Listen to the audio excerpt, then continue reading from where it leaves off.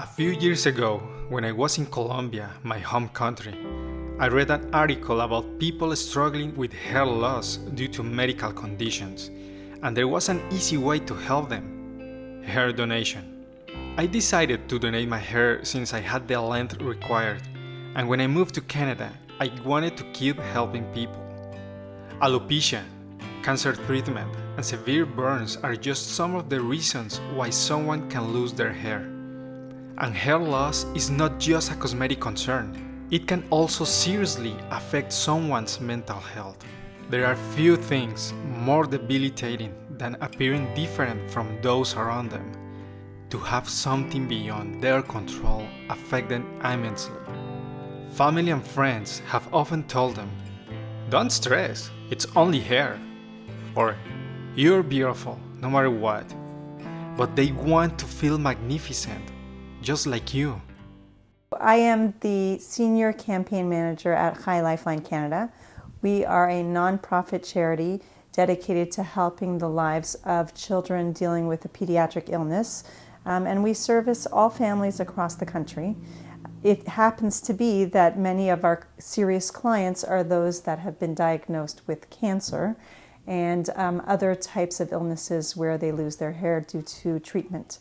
And so as a result, one of the programs that we piloted years ago was a hair donation program where we work with local wig makers, and we're able to not just customize wigs for our clients, but also raise money for them as well and provide more services for them. The process in which we make wigs for children is people go to our website. They either find out about us by just searching donating hair, I want to donate my hair.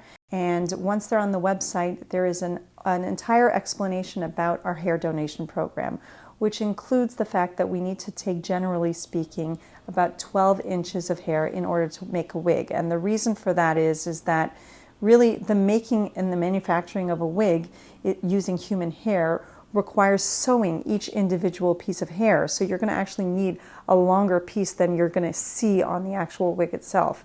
And so even for a little boy who would like to wear a wig, it would need to be a certain length, a little bit longer than you would imagine would be on somebody's head. And so that's why we need a minimum usually of around 12 inches. Sometimes we can get away with 10 inches. So what's the useful life for the wigs like? 5 very good years, and then 5 years. it could last another 5 years when it's not looking, as fresh. This is Annie Parker, a 3-time cancer survivor. Her story has been so extraordinary that there is already a book and a Hollywood film based on her life. Decoding Annie Parker. My mother passed away from cancer when I was 14. My sister passed away before her 40th birthday, and I was diagnosed with breast cancer at the age of 29, which was my first diagnosis. 8 years later, I was diagnosed with 3rd-stage ovarian cancer, and in 2005 with an unknown cancer primary behind my liver. So in regards to chemotherapy, I took a chemo through my ovarian cancer and my 3rd cancer, and I lost my hair. And losing your hair to chemotherapy is very, very traumatic. It doesn't only cause psychological, emotional and psychological feelings, but it also is life quality circumstances that come with that.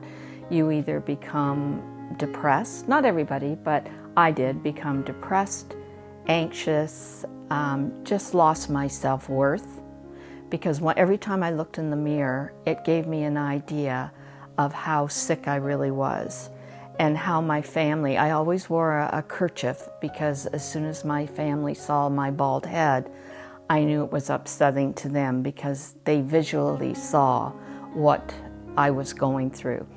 And it also can be physically painful because you feel your scalp starts to tingle, you lose your hair, your head gets cold. So there's a lot of physical things to losing your hair, just besides the emotional impact of looking at yourself with a bald head. So I think it's really important for women to take chemotherapy to treat their cancer, but it is also a very psychological issue to deal with. Today, I decided to donate my hair again to a good cause. Root in 14 inches. 14, there you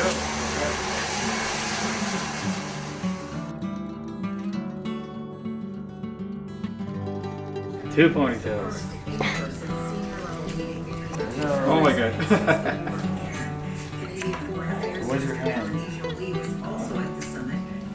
One.